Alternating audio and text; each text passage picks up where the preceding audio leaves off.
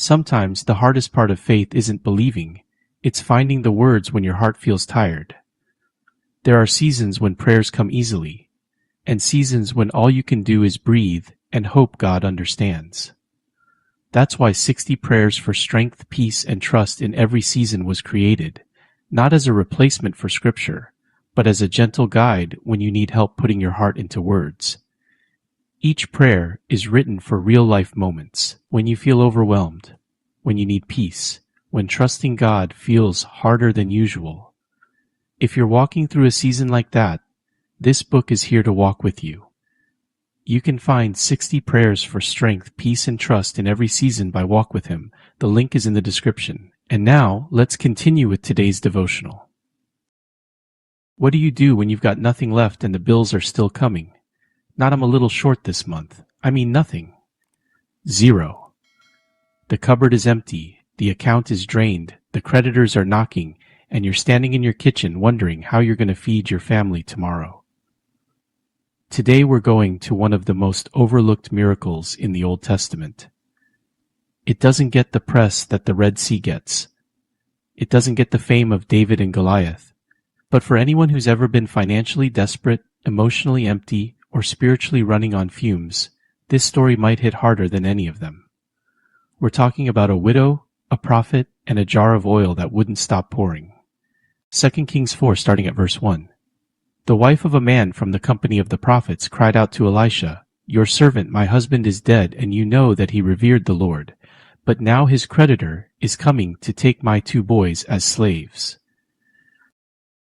Stop right there. Let this scene settle. She's a widow. Her husband just died. He was a godly man. He revered the Lord. And she's not just grieving. She's about to lose her children to slavery because of debt. This woman is at absolute zero.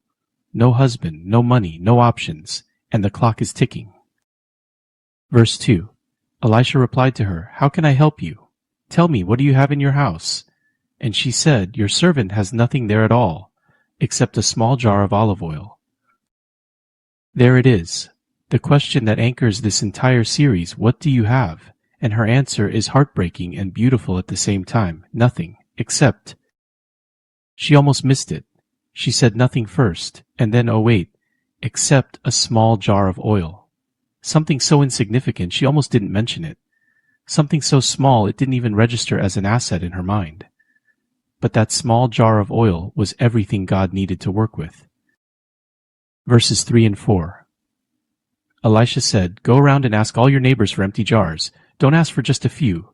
Then go inside and shut the door behind you and in your sons. Pour oil into all the jars, and as each is filled, put it to one side." Now this instruction is wild when you really think about it.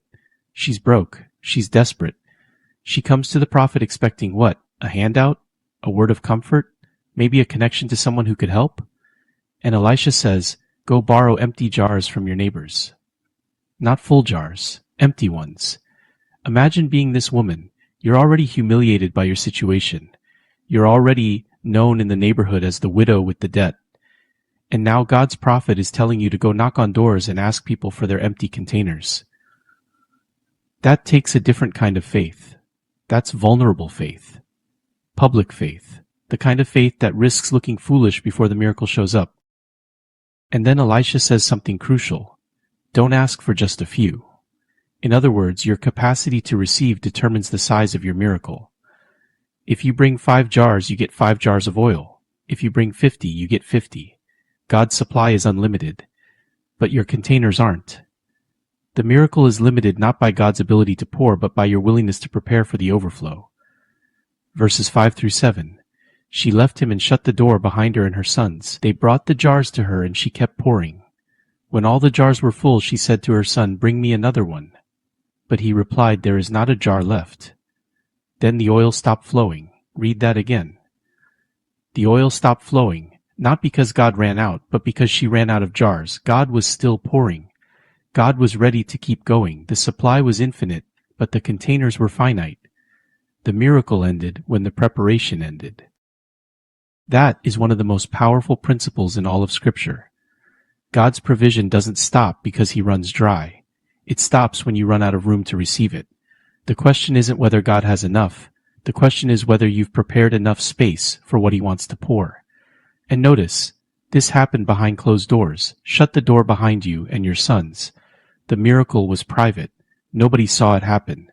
No audience, no cameras, no social media post, just a woman, her boys, and God, pouring in secret.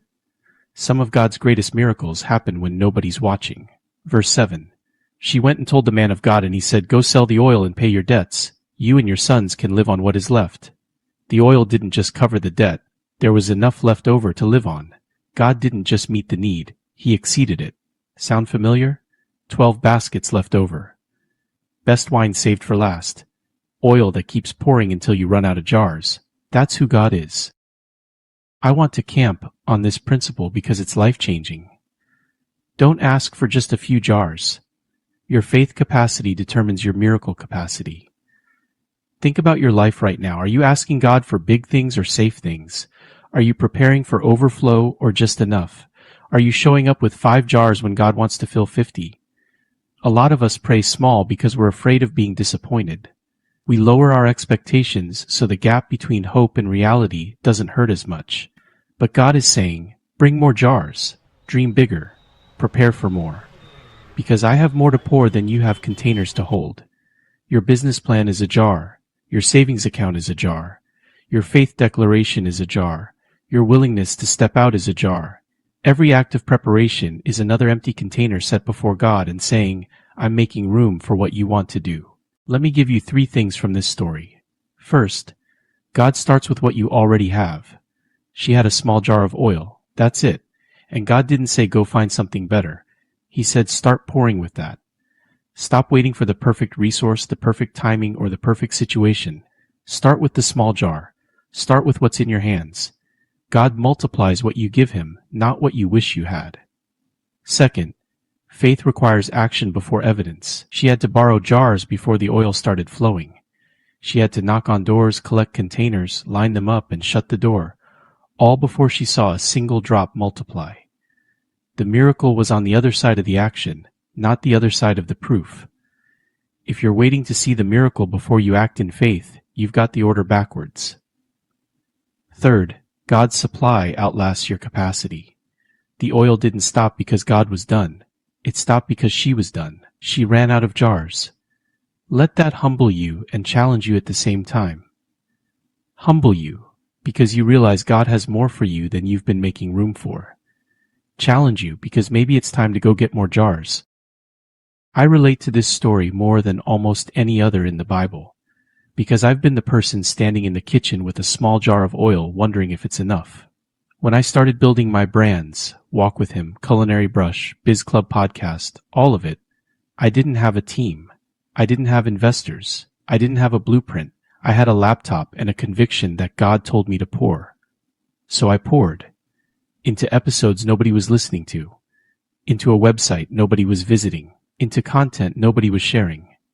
And the oil kept flowing. Not all at once, not in a flood. But jar by jar. 1 download became 10. 10 became 1,000. 1,000 became 390,000. And every time I thought the oil would run out, God said, bring another jar. So I did. A new brand, a new platform, a new country, another jar. And he keeps pouring.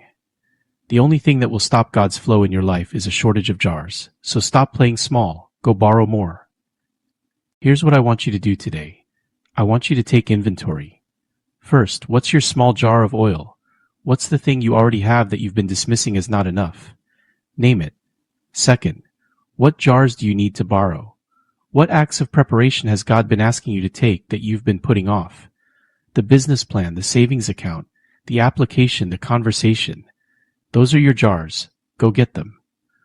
Third, start pouring. Don't wait for the miracle to start before you start moving. Pour with what you have into the first jar and watch God fill the rest. Look at what's in your hands. It might just be a small jar of oil, but in God's hands, that small jar doesn't run dry until you run out of room to receive. Let's pray. Father God, we come to you today feeling a lot like that widow. Some of us are at 0. Some of us are looking at what we have and thinking, this can't possibly be enough. But you're asking us the same question you asked her. What do you have in your house? Lord, we bring you our small jar of oil, our limited resources, our imperfect faith, our shaky obedience, and we start pouring, not because we see the miracle yet, but because we trust the one who multiplies. Forgive us for asking for just a few jars. Today we prepare for overflow. We make room for more than we can imagine. We line up every empty container we have and we say, pour, God. Don't stop until every jar is full, and then help us find more jars. In Jesus' name, amen. Make sure to follow or subscribe so you will not miss an episode. I'll see you in the next one. God bless.